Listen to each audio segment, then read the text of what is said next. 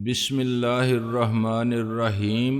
گمنام ہیرو کے معزز ناظرین، السلام علیکم۔ آئیے چلتے ہیں کہانی کی طرف۔ مکانات کافی پیچھے رہ گئے، تب بھی کہیں تھانے کی صورت دکھائی نہ دی۔ جیپ کچے میدان میں دھول اڑاتی چلی جا رہی تھی۔ آبادی کافی پیچھے رہ گئی تو جیپ درختوں کے ایک بڑے سے جھنڈ کی طرف مڑ گئی۔ قریب پہنچ کر میں نے دیکھا کہ درختوں کے اس جھنڈ کے درمیان نہایت پرانا سا ایک نیم پختہ مکان موجود تھا، جو پہلی نظر میں آسیب زدہ معلوم ہوتا تھا۔ صرف اس کے زنگ خوردہ گیٹ پر تھوڑے سے حصے پر لال اور نیلا رنگ موجود تھا، جو پولیس کی نشانی تھا۔ اسی حصے پر سفید سے ٹیڑھے میڑھے الفاظ میں لکھا تھا، تھانہ جمرال۔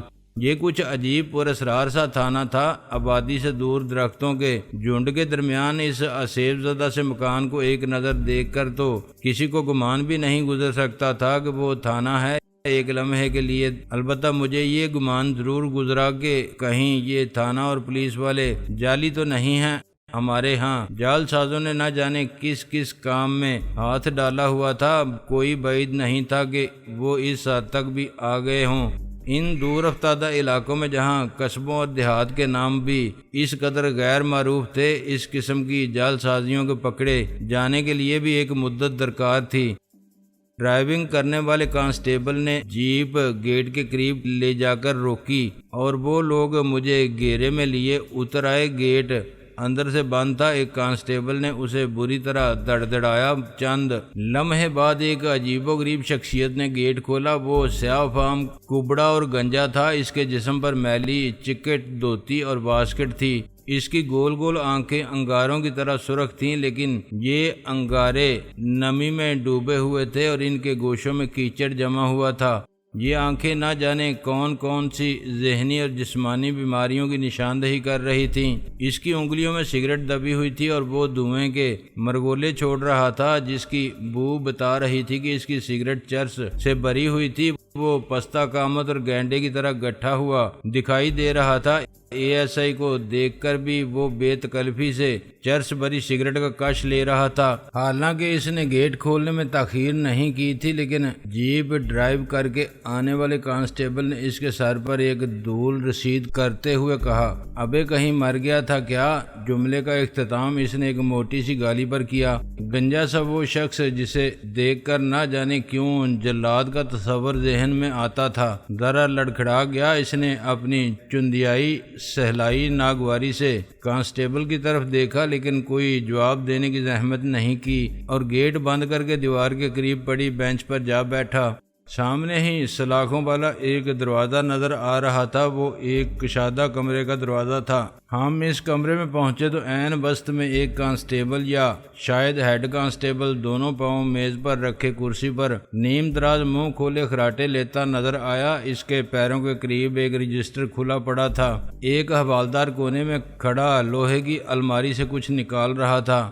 اے ایس آئی کو دیکھ کر اس نے ڈھیلے ڈالے انداز میں سلیوٹ کیا اور میز کے قریب آ کر یکدم ہیڈ کانسٹیبل کے پاؤں میز سے نیچے دھکیل دیے۔ ہیڈ کانسٹیبل ہڑبڑا کر اٹھ بیٹھا اور کرسی سے گرتے گرتے بچا۔ آنکھیں مل کر اس نے بیزاری سے اے ایس آئی کو سلیوٹ کیا۔ اے ایس آئی نے کسی کے سلیوٹ کا جواب دینے کی زحمت نہیں کی۔ حوالدار نے میز پر بیٹھ کر رجسٹر اپنے سامنے سیدھا کر لیا۔ وہ الماری سے کوئی پوٹلی نکال کر لایا تھا، جو اس نے جلدی سے میز کے دراز میں رکھ دی۔ اے ایس آئی نے اپنی دانش میں مجھے زور سے میز کی طرف دھکا دینے کی کوشش کی، لیکن میں اس کی طرف سے بے خبر نہیں تھا۔ اس کا دھکا مجھے اپنی جگہ سے ہلا نہیں سکا۔ اس کی برہمی شاید کچھ اور بڑھ گئی، لیکن وہ اسے ضبط کرتے ہوئے حوالدار سے مخاطب ہوا، اس لانتی کی تلاشی لو۔ حوالدار مستعدی سے اٹھ کھڑا ہوا۔ دونوں کانسٹیبل اپنی بادشاہی میں آ جانے کے باوجود مجھ پر رائفلیں تانے کھڑے تھے۔ میری ایک جیب میں ریوالور تھا اور دوسری جیب میں ڈاکوؤں کی جیبوں سے نکالی ہوئی رقم۔ میری جیب سے یہ دونوں چیزیں پولیس نے نکال لیں۔ میں پھر خالی کا خالی رہ گیا۔ حوالدار نے فاتحانہ انداز میں رقم اور ریوالور اے ایس آئی کے سامنے میز پر رکھ دیا۔ انداز کچھ ایسا ہی فاتحانہ اور داد طلب تھا جیسے کوئی مصور مہینوں کی محنت سے کوئی شاہکار تخلیق کر کے کسی فن شناس کی خدمت میں پیش کر رہا ہو اور اپنے فن کا صلہ پانے کا منتظر ہو۔ ASI ریوالور کی طرف اشارہ کرتے ہوئے طنزیہ لہجے میں مجھ سے مخاطب ہوا، یہ بھی تم نے ڈاکوؤں سے چھینا ہوگا؟ ڈاکوؤں کو بے ہوش کرنے کے بعد ان کی جیب سے نکالا تھا۔ میں نے معمولی سی توضیح کی، پھر ان کے پوچھنے سے پہلے ہی مزید بتایا، اور یہ رقم بھی میں نے ڈاکوؤں کی جیب سے نکالی تھی۔ اب ہم بھی تمہارے اندر سے بہت کچھ نکالیں گے بچو۔ ASI مونچھ کو بل دے کر سر ہلاتے ہوئے بولا۔ اس کے لہجے میں بڑے خطرناک عزائم بول رہے تھے۔ میں فیصلہ نہیں کر سکا تھا کہ وہ میری بات کو جھوٹ سمجھ کر مجھے سزا دینے کے ارادے کا اظہار کر رہا تھا یا اسے ڈاکوؤں کی شان میں میری گستاخی پر غصہ آ رہا تھا۔ پھر وہ کانسٹیبلوں سے مخاطب ہوا، اسے لاک اپ میں ڈالو، رات کو اس سے تفتیش کریں گے، تم سب تیار رہنا، ذرا تگڑا جانور ہے۔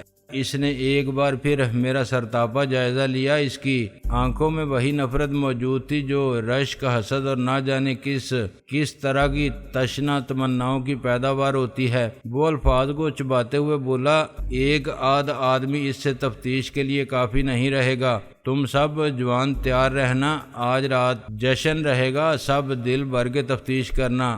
بلو جمعدار سے کہنا کہ ذرا اچھی طرح تیار رہے، ابھی دن میں تو ذرا میں مصروف ہوں اور اس سے تفتیش اپنی نگرانی میں کراؤں گا، فی الحال تو میں وڈیرا صاحب کے کام سے گیا تھا، یہ تو یوں ہی راستے میں بس ہاتھ لگ گیا۔ میں اس کی باتیں بڑے غور سے سن رہا تھا۔ بلو جمعدار غالباً وہی آسیبی شخصیت تھی جس نے گیٹ کھولا تھا۔ میں شاید ASI کی باتوں میں کچھ زیادہ الجھ گیا تھا۔ میں اس وقت چونکا جب ایک کانسٹیبل نے آگے بڑھ کر پھرتی سے مجھے ہتھکڑی لگا دی۔ میرے خیال میں یہ کچھ اچھا نہیں ہوا تھا، لیکن میں نے تانبے تقدیر رہتے ہوئے اب بھی ہاتھ پاؤں ہلانے کا ارادہ ملتوی رکھا۔ یہ تو میں نے دیکھ ہی لیا تھا کہ میرے بارے میں کسی بھی قسم کا اندراج کیے بغیر، کوئی پرچہ کاٹے بغیر نہ صرف مجھے لاک اپ میں ڈالا جا رہا تھا بلکہ رات کو مجھ سے تفتیش کرنے کے لیے جتنا بھی عملہ میسر تھا ان سب کو تیار رہنے کا حکم دیا جا رہا تھا، اور اس کارروائی کو جشن کا نام دیا جا رہا تھا۔ میں دیکھنا چاہتا تھا اس تھانے میں ابھی اور کیا کیا کارنامے انجام دیے جاتے تھے۔ مجھے ہتھکڑی لگا کر چابیوں کا گچھا کانسٹیبل نے بیلٹ میں لٹکا لیا۔ میری جیبوں سے برآمد ہونے والا ریوالور اور رقم حوالدار نے اطمینان سے اپنی دراز میں ڈال لی۔ دو کانسٹیبل مجھے اپنی رائفلوں سے ٹہوکے دیتے اندر لے چلے۔ مکان خاصا وسیع تھا لیکن بالکل خالی خالی سا لگ رہا تھا۔ عملہ بھی بہت کم تھا اور فرنیچر بھی۔ دو کانسٹیبل رائفلیں لیے میرے پیچھے آ رہے تھے اور دو میرے دائیں بائیں تھے۔ لگتا تھا کہ وہاں کا کل عملہ مجھ سے ہی نمٹنے میں لگا ہوا تھا۔ وہ مجھے ہال کے پیچھے ہی واقع ایک کمرے تک لائے۔ کمرہ بھی کیا تھا، بس ایک کچی کوٹھڑی ہی تھی جس میں سلاخ دار دروازہ لگا ہوا تھا۔ اس دروازے کا تالا کھول کر مجھے اندر دھکیل دیا گیا۔ میں نے کوٹھڑی کا جائزہ لیا۔ اس کا فرش اور دیواریں کچی تھیں، دیواروں سے مٹی جڑ رہی تھی۔ اندر عجیب سی سیلن اور تعفن پھیلا ہوا تھا۔ دو مفلوق الحال سے نوجوان دیواروں سے ٹیک لگائے حسرت و یاس اور بے چارگی کی تصویر بنے بیٹھے تھے۔ ایک ادھیڑ عمر شخص فرش پر بے حال سا لیٹا ہوا تھا۔ اس کے چہرے پر نیل نظر آ رہے تھے، دونوں آنکھوں کے گرد بھی برم اور نلاہٹ تھی۔ وہ تینوں عام اور سیدھے سادے دیہاتی معلوم ہوتے تھے، لیکن ایک چوتھا شخص جو کونے میں اکڑوں بیٹھا بیڑی پی رہا تھا ذرا بدمعاش معلوم ہوتا تھا۔ وہ سانولا اور جسیم تھا۔ اس نے گہری اور دلچسپی امیز نظروں سے میرا جائزہ لیا، لیکن نہ تو کچھ بولا اور نہ ہی اپنی جگہ سے ہلا۔ اسی طرح انہماک سے بیٹھا بیڑی پیتا رہا۔ لیکن میں اس کوٹھڑی میں جس شخص کو دیکھ کر در حقیقت چونکا تھا وہ اوندا پڑا تھا اور ساکت تھا۔ وہ لہو اور غلاظت میں لتھڑا ہوا تھا۔ اس کے جسم پر ایک مختصر سی دھوتی کے سوا کچھ نہیں تھا اور اس کے جسم کے جو حصے نظر آ رہے تھے ان کی حالت ناقابل بیان تھی۔ اس کی حالت مجھ جیسے مضبوط اعصاب کے انسان کے بھی رونگٹے کھڑے کر دینے کے لیے کافی تھی۔ دونوں جوان بھی خوفزدہ سی نظروں سے اس کی طرف دیکھ رہے تھے۔ مجھے ایک نظر میں ہی اندازہ ہو گیا کہ وہ مردہ تھا۔ میرے لیے یہ اندازہ کرنا بھی مشکل نہیں تھا کہ وہ اس تفتیش کا شاہکار تھا جو ہمارے بہت سے تھانوں میں اکثر جاری رہتی ہے۔ شاید دوسرے زندہ حوالاتیوں کو عبرت دلانے کے لیے اسے اس حالت میں اسی کوٹھڑی میں ڈال دیا گیا تھا۔ میں ایک موہوم سی امید کے سہارے اس کے قریب بیٹھ گیا کہ شاید اس میں زندگی کی کوئی رمق موجود ہو۔ ہتھ کڑیوں کی وجہ سے مجھے بیک وقت دونوں ہاتھ اس کی طرف بڑھانے پڑے، لیکن اس سے پہلے کہ میں اسے چھوتا دیوار کے سہارے بیٹھے ہوئے دونوں نوجوانوں میں سے ایک بے تابی سے بولا، اسے مت چھونا۔ مجھے اس کے لہجے کی بے تابی پر حیرت ہوئی۔ میں نے پلٹ کر دھیمے لہجے میں پوچھا، کیوں؟ نوجوان چہرے مہرے سے سیدھا سادہ اور ان پڑھ نظر آتا تھا، لیکن اس نے عجیب بات کی، کرب زدہ لہجے میں بولا، اس شخص نے اتنی اذیتیں برداشت کی ہیں کہ شاید اب اس کے بے جان جسم کو بھی چھونے سے اذیت محسوس ہو۔ میں نے ہاتھ پیچھے ہٹا لیے۔ نوجوان سسکی سی لے کر بولا، ویسے بھی جب یہ مر چکا ہے تو اسے ہلانے جلانے سے کیا فائدہ؟ یہ تمہارا ساتھی تھا؟ میں نے پوچھا۔ نہیں، ہمیں تو معلوم بھی نہیں یہ کون ہے، لیکن کئی راتوں سے ہم برابر والے کمرے میں اس کی چیخیں سن رہے تھے، اس نے افسردگی سے جواب دیا۔ وہ دونوں نوجوان مزمل اور خوفزدہ ضرور تھے، لیکن ابھی تفتیش کی زد میں آئے ہوئے دکھائی نہیں دے رہے تھے۔ میں نے دھیمے لہجے میں پوچھا، تم دونوں کیسے بچے ہوئے ہو؟ اس نے زمین پر مردہ پڑے ہوئے شخص کی طرف اشارہ کرتے ہوئے کہا، ابھی وہ اس کے ساتھ مصروف تھے، انہیں امید نہیں تھی کہ یہ مر جائے گا۔ ان کا خیال ہے کہ اتنی خوفناک اذیتیں سہنے کے بعد بھی اسے زندہ رہنا چاہیے تھا۔ اب وہ اس کا بندوبست کرنے میں لگے ہوئے ہیں، وہ اسے کسی پولیس مقابلے میں ہلاک دکھائیں گے۔ پتہ نہیں کون کون سی وارداتیں جن کا کوئی سراغ نہیں ملا ہوگا وہ اس کے کھاتے میں ڈالیں گے، پھر ذرا فارغ ہوں گے تو ہماری باری آئے گی۔ تمہیں کس الزام میں پکڑا گیا ہے؟ میں نے پوچھا۔ ابھی انہوں نے فیصلہ نہیں کیا کہ ہم پر کون سا الزام ڈالا جائے۔ ویسے ہمارا قصور یہ ہے کہ ہم نے وڈیرا سائیں کا کہنا ماننے سے انکار کیا تھا اور اس سے جھگڑا کیا تھا۔ بہت لمبا قصہ ہے، بس یہ سمجھ لو کہ وہ زبردستی ہمیں ایک ناجائز کام میں استعمال کرنا چاہتا تھا۔ ہم نے انکار کر دیا اور جب ہمارے ساتھ سختی کی گئی تو ہم نے جھگڑا کیا، جس کے نتیجے میں ہم دونوں یہاں ہیں اور آئندہ نہ جانے کہاں ہوں گے۔ پھر اس نے دوسرے نوجوان کی طرف اشارہ کرتے ہوئے بتایا، ہم دونوں بھائی ہیں، ہمارا دنیا میں ایک دوسرے کے سوا کوئی نہیں۔ میں نے ایک بار پھر مردہ شخص کی طرف دیکھا، اس کا ایک رخسار زمین پر ٹکا ہوا تھا اور دوسرا رخسار جو مجھے نظر آ رہا تھا وہ چرا ہوا تھا۔ شاید دوسرا رخسار بھی چرا ہوا ہی ہو، اس کے علاوہ بھی صرف چہرے پر نہ جانے کس کس ستم گری کے نشانات نظر آ رہے تھے۔ باقی جسم کا حال دیکھنے کو تو میرا دل ہی نہیں مان رہا تھا۔ انسان کا انسان پر اس طرح تشدد کرنا آج تک میری سمجھ میں نہیں آیا تھا۔ انسان کو چوہے کی طرح بے بس کر کے اپنے شکنجے میں جکڑ کے یہ دیکھنا کہ کون سے طریقوں سے اسے زیادہ سے زیادہ دیر زندہ رکھتے ہوئے زیادہ سے زیادہ اذیت پہنچائی جا سکتی ہے، جبکہ اس انسان کا قصور بھی کوئی خاص نہ ہو۔ اس کے پیچھے یقیناً بہت ہی گنجلک قسم کی نفسیاتی گرہیں کام کرتی ہیں۔ ان نفسیاتی پیچیدگیوں کے بارے میں غور کرنا تو ماہرین نفسیات کا کام ہے۔ میں تو صرف یہ سوچتا ہوں کہ اس قسم کے لوگوں کو معاشرے میں چھوڑ دینا، اور وہ بھی بہت سی طاقت یا اختیارات دے کر چھوڑ دینا، کثیر تعداد میں پاگل کتوں کو کھلا چھوڑ دینے سے زیادہ خطرناک تھا۔ لیکن میرے یہ سب کچھ سوچنے سے کوئی فرق نہیں پڑتا تھا۔ جن کے سوچنے سے فرق پڑتا تھا ان کے پاس سوچنے کی فرصت نہیں تھی۔ میرے ذہن میں جب اس قسم کے خیالات کا ہجوم ہوتا تھا تو میرے اندر ہی اندر وجود کے کسی گوشے سے ایک شعلہ سا لپکتا تھا، جو چند لمحوں میں ہی ہر مسامع جہاں کو لپیٹ میں لے لیتا تھا۔ ظلم اور زیادتیاں کرنے والوں کے ساتھ کچھ بھی ہوتے دیکھ کر مجھ پر کوئی خاص اثر نہیں ہوتا تھا۔ جو دوسروں کے ساتھ جیسا کرتا تھا اس کے ساتھ ویسا ہی ہونا چاہیے تھا، یہ میرا نظریہ حیات تھا۔ لیکن بے قصور معمولی قصوروار اور کمزور و بے بس کو اس قسم کے انجام سے دوچار دیکھ کر میرا ذہن دیوانگی کی سرحدوں کو چھونے لگتا تھا۔ میرا تخیل کسی اور ہی دنیا کی طرف سفر کرنے لگتا تھا۔ میں اپنی سوچوں کی شدت کو ذرا کم کرنے کے لیے اس شخص کی طرف متوجہ ہو گیا جو کونے میں بیٹھا بڑے اطمینان سے اب نئی بیڑی سلگا رہا تھا۔